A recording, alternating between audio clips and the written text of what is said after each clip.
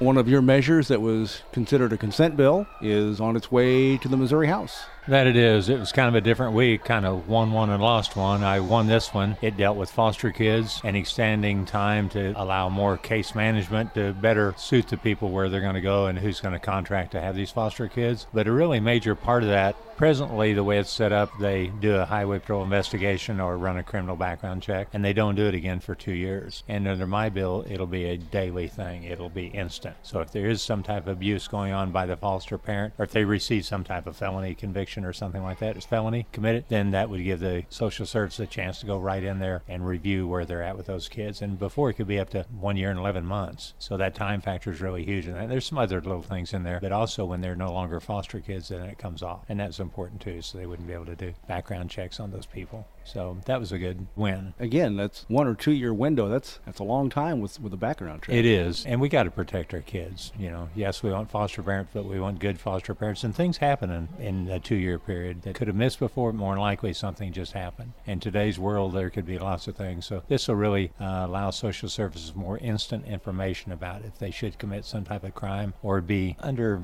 investigation by law enforcement. That was the win today. As we record this last night, the loss was? And the loss was, there's a bill that allowed AT&T, CenturyLink, phone carriers to reassess their evaluations and actually lower the assessments on their property here in the state of Missouri. And it was a couple years, well, I guess in like 95, certain people got to have this, others did not, certain carriers. And so they claimed it was a way of equalizing the playing ground for them. I seen it as a way of our schools taking a hit on it, our cemeteries take a hit on it, our libraries take a hit on it, our fire departments take a hit on it, and the blind pension fund takes a hit on it. Not a major amount of money, but I think in a year it's like $6 million for our schools. And time you take all the school districts, all the schools, it's not that much, but I think where there's schools, every dollar counts. And with our blind pension fund, it was a lawsuit settled this year with Missouri that they were being underpaid, and suddenly we have come up with $21 million to fund that lawsuit. And they had a $14 million balance in there from fees like this. So now we're going to have to still come up with $7 million to do that, and plus fund it at that level continued. So I fought the battle as hard as I know how to fight it, but the end vote wasn't in my favor. So I didn't leave here as a happy camper that night. And along those basic same lines, at least in terms of broadband, another one of your bills, I believe, in committee this week. It was. We're trying to get broadband to our rural people.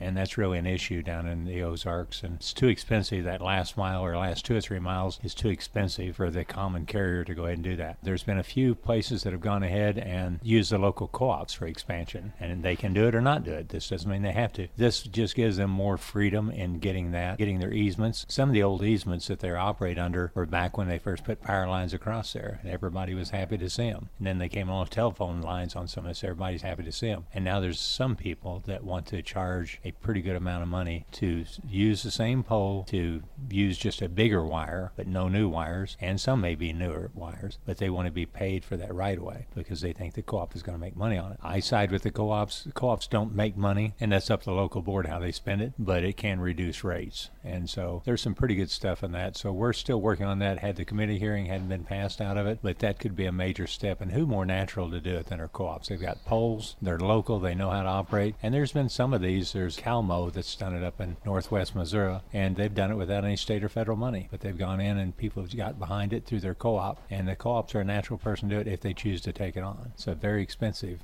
proposition to do so, but with Show Me down in our area and with the fiber loop they've got around it, it makes it a whole lot more feasible.